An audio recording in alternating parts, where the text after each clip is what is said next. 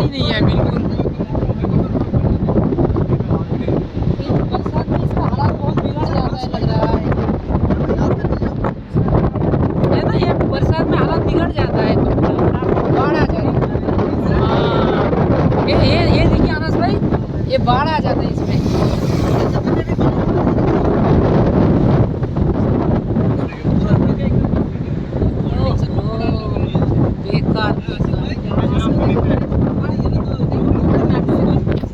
अरे नदी के अंदर ही देखो ये लोग क्या बना दिया, देखो ये देखो देखो देखो ये नदी के अंदर